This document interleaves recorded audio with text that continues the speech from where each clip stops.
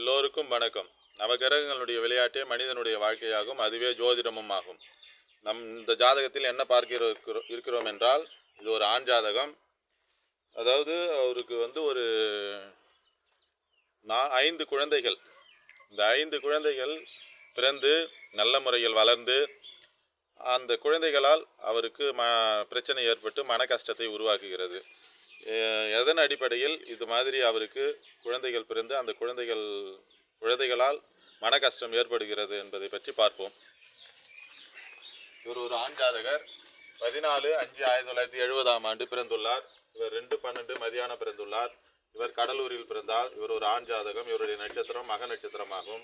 இவருடைய லக்கணம் கும்ப லக்கணம். லக்கணத்திலே ராகு, 3ஆம் இடத்தில் புதன், சூரியன், சனி, 4ஆம் இடத்தில் சுக்கிரன், செவ்வாய், 7இல் கேது, சந்திரன், 9இல் குரு. இவருக்கு பிறக்கும் பொழுது மக நட்சத்திரம் கேதுவுடைய தசையில் பிறந்துள்ளார். கேது 4 வருடம் 11 மாதம் 21 நாட்கள், அதாவது 5 வருட காலங்கள் கேது தசை நடந்து கொண்டிருக்கிறது.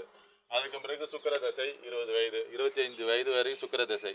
இவருக்கு 21 வயதிலே திருமணம் ஆகிவிட்டது. திருமணமாகி குழந்தைகளும் எந்தவித இது இல்லாமல் குழந்தைகள் பிறக்க ஆரம்பித்தது. முதல் குழந்தை, 3 குழந்தை, பெண் குழந்தை, கடைசியாக ஆண் குழந்தை, அதற்கும் பிறகு ஒரு ஆண் குழந்தை, மொத்தம் 5 குழந்தை ஆகும். இவருக்கு எதனால் குழந்தை அமைப்பு பாதிக்கப்படுகிறது, குழந்தை பிறந்து குழந்தையால் இவருக்கு எதற்கு மன கஷ்டம் ஏற்படுகிறது என்பதை பார்ப்போம். இவர் வயது 56 வயது 1 மாதம் 4 நாட்கள், அதாவது 57வது வயது இப்போது நடந்து கொண்டு இருக்கிறது. லக்னத்திலே ராகு, 5ஆம் இடம்.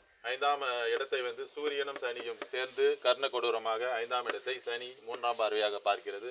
அது தவறாகும்.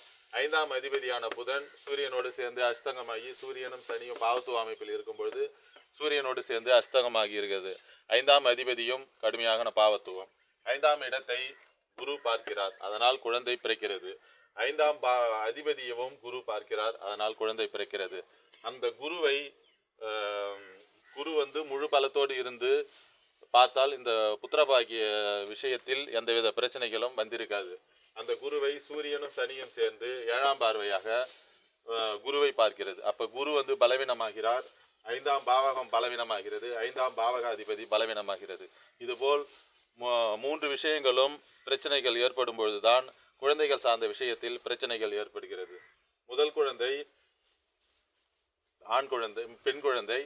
அது பிறந்து திருமணமாகி நல்ல முறையில் இருக்கிறார். அவருக்கு எந்தவித பிரச்சனையும் இல்லை. ஆனால் வறுமை, கஷ்டம், அதுபோல சூழ்நிலையில் முதல் குழந்தையினுடைய குடும்பம் போய் கொண்டிருக்கிறது. அடுத்தது 2வது குழந்தை, பெண் குழந்தை. அந்த குழந்தையை 21 வயதில் திருமணம் செய்து வைத்தார்.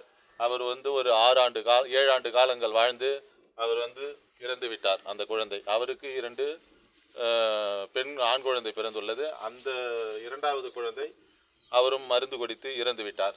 அடுத்தது 3வது குழந்தை, ஒரு பெண் குழந்தை. அந்த குழந்தை 26 வயதில் திருமணமாகி ஒரு 5 ஆண்டு காலம் வரைக்கும் அவர் கணவரோடு சேர்ந்து வாழ்ந்து அந்த கணவர் இறந்து விட்டார். 3வது குழந்தைக்கு அதுபோல் ஆகிறது.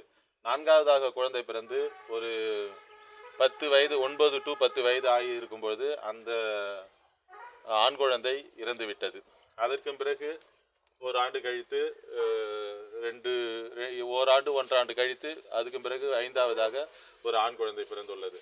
இதுபோல் குழந்தை பாக்கிய அமைப்பு குரு பாதிக்கப்பட்டிருந்தால் இந்த மாதிரி பிரச்சனைகள் ஏற்படும் என்பதை இந்த வீடியோ பதிவில் பதிவிடுகிறேன். வேறொரு வீடியோ பதிவில் மற்றொரு தகவலுடன் பார்ப்போம். இதுபோல குரு பாதிக்கப்பட்டிருந்து குழந்தை பாக்கியம் 5ஆம் இடம் 5ஆம் பாவகாதிபதி பாதிக்கப்பட்டிருந்தால் குழந்தைகள் சார்ந்த விஷயத்தில் பிரச்சனைகள் வரும், மன கஷ்டங்கள் வரும். அதற்கு தகுந்தாற்போல் நம்ம சில வழிபாடுகள், தெய்வங்களுடைய வழிபாடுகள், சில அமைதியாக போகக்கூடியது, அந்த குழந்தைகளை அனுசரித்து நடக்க வேண்டும். குழந்தைகளை கொஞ்சம் கவனமாக பார்த்து கொள்ள வேண்டும். இதுபோலெல்லாம் இருந்தால் ஓரளவுக்கு இதனுடைய பாதிப்பில் இருந்து நாம் தடுக்கலாம். இதுவே இந்த வீடியோ பதிவில் பதிவிடுகிறேன். மற்றொரு வீடியோ பதிவில் வேறொரு விஷயத்தோடு பார்ப்போம். எல்லோருக்கும் வணக்கம்.